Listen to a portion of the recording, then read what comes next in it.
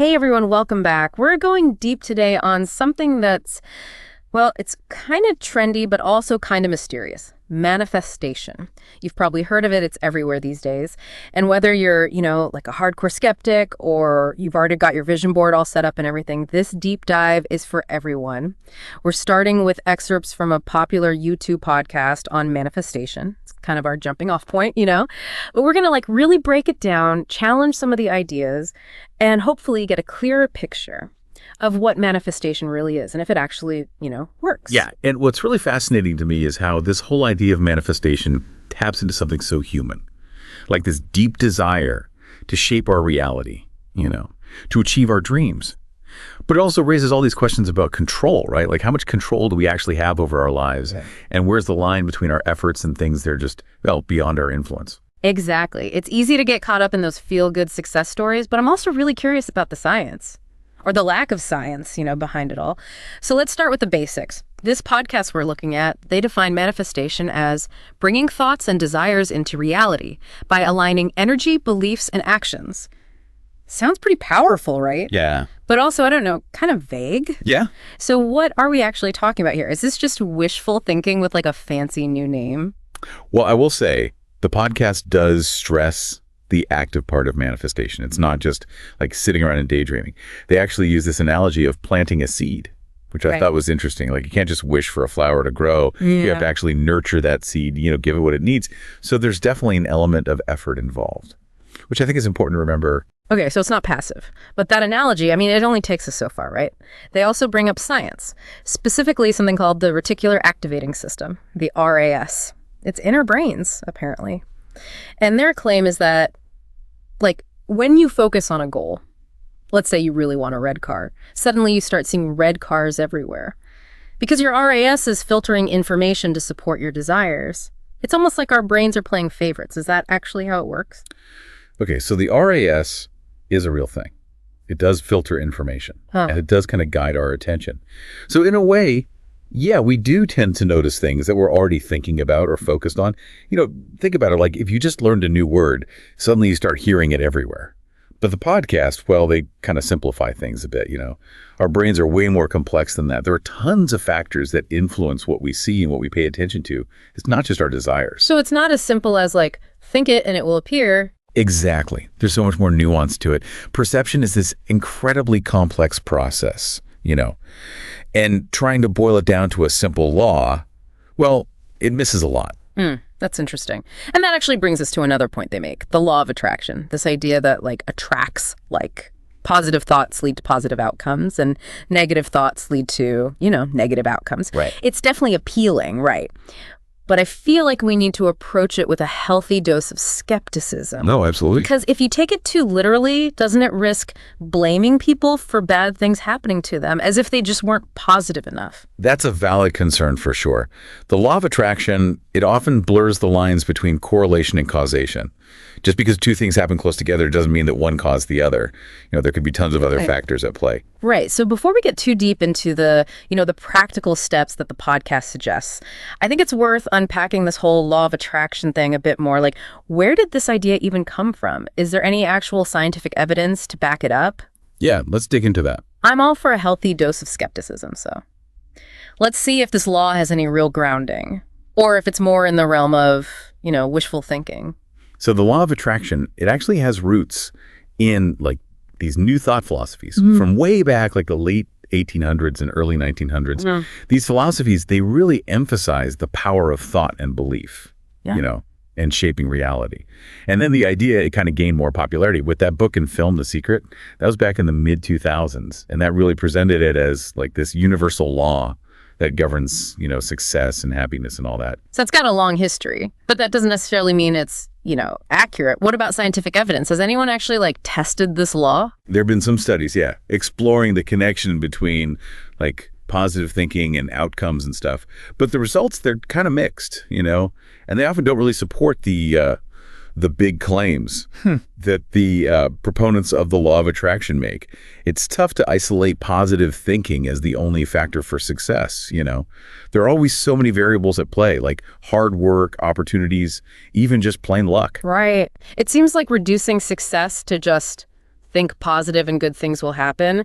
It just ignores all the complexities of life. Exactly. And it can actually be kind of harmful, to assume that people who are going through tough times, that they just weren't positive enough. That kind of thinking can lead to a lot of self-blame.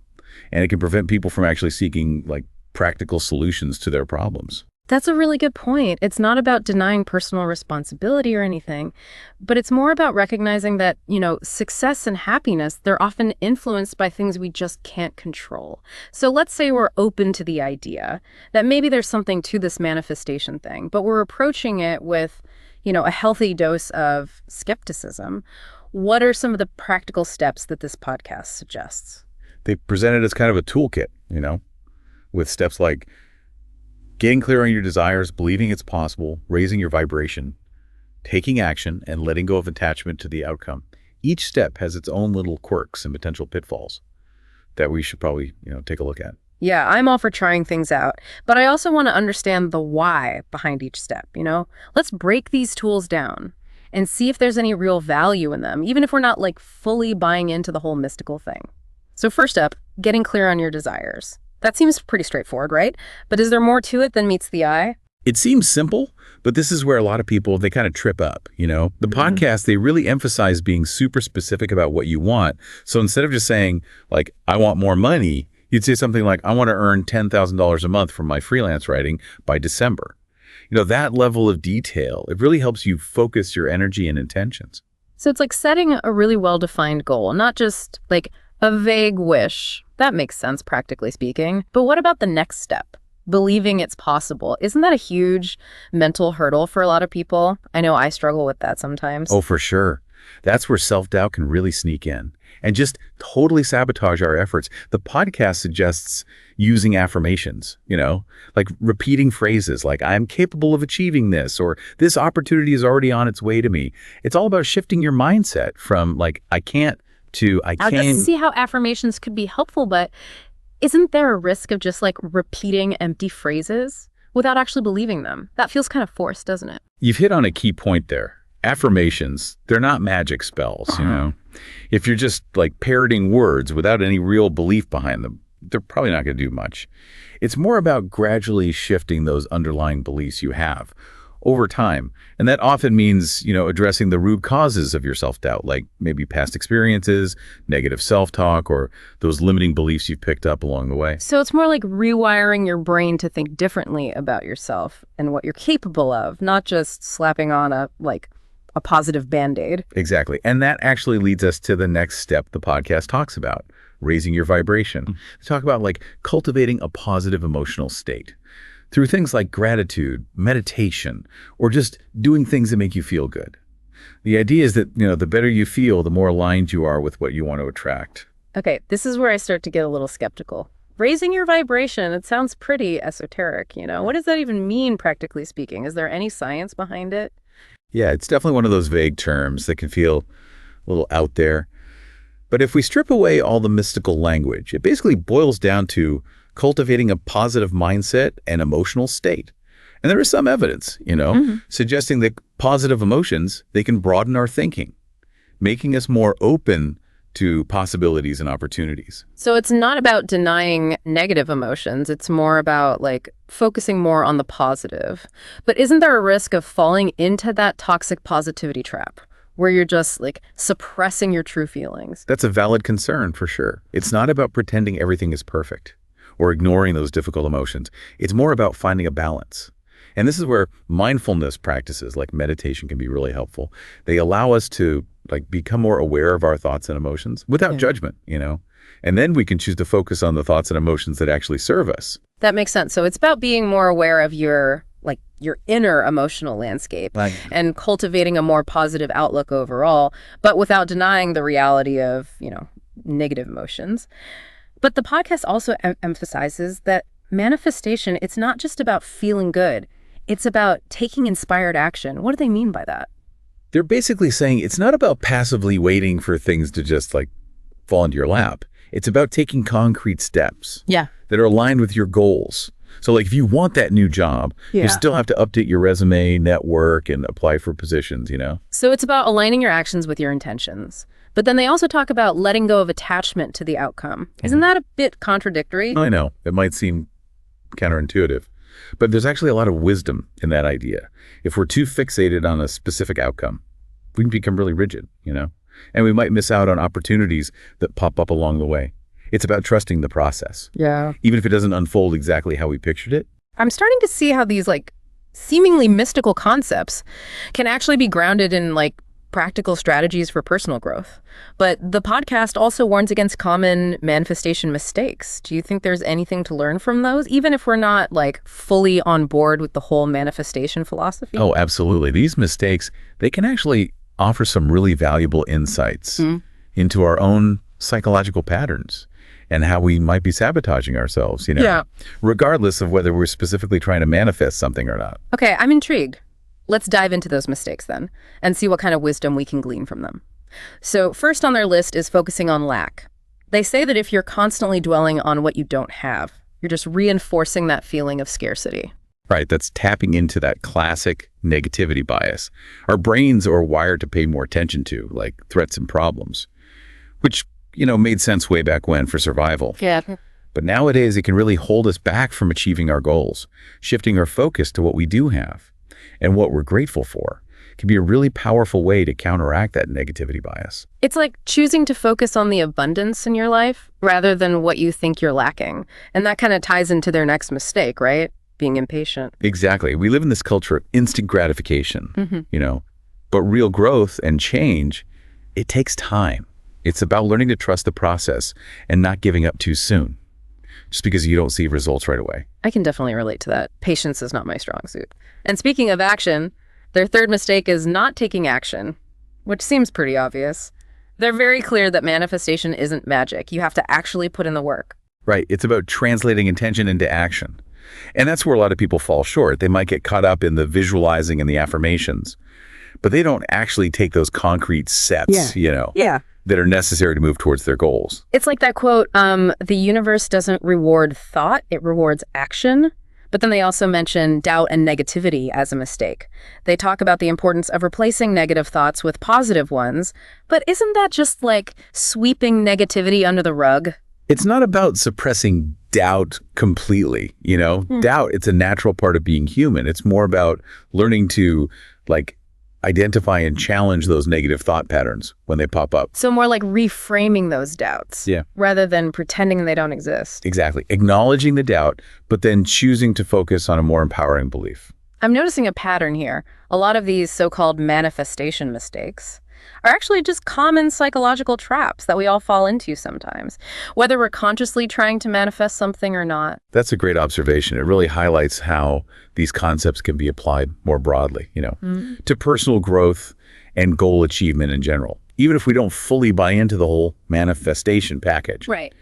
But let's talk about those success stories for a minute that the podcast mentions. They bring up examples like Jim Carrey, writing himself a $10 million check, and Oprah visualizing her success.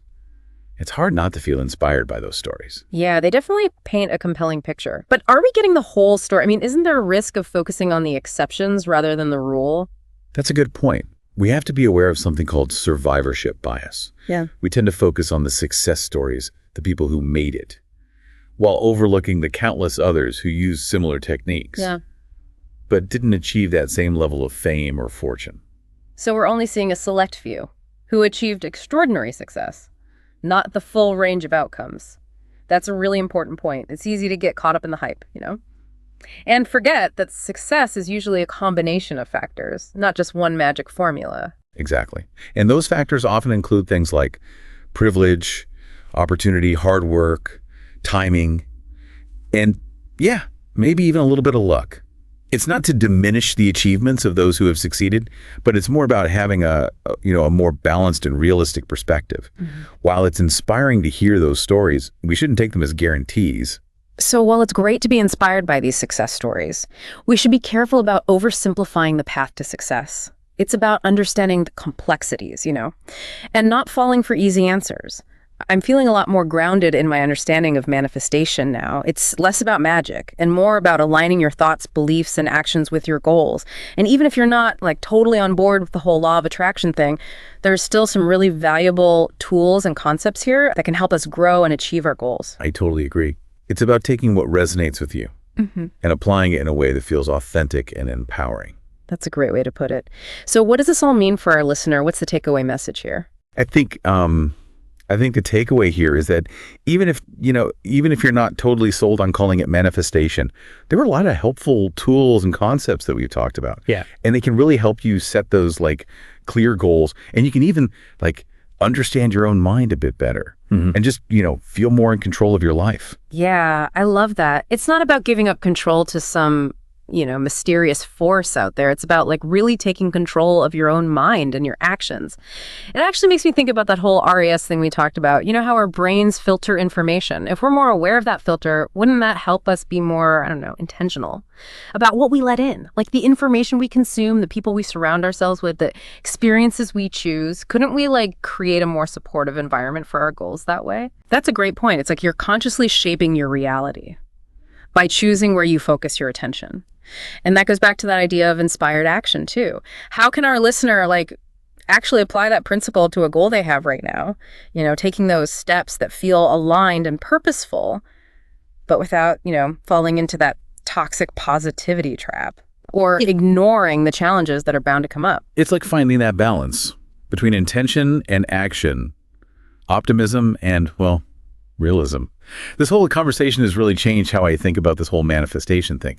I started out pretty skeptical, honestly, but now I see it less as this magical formula and more as a framework for, personal growth, even if you don't completely buy into the whole law of attraction thing. Yeah, and a little healthy skepticism is never a bad thing. It helps you sort of, separate the hype from what's actually helpful. Exactly. So what do you think, listener?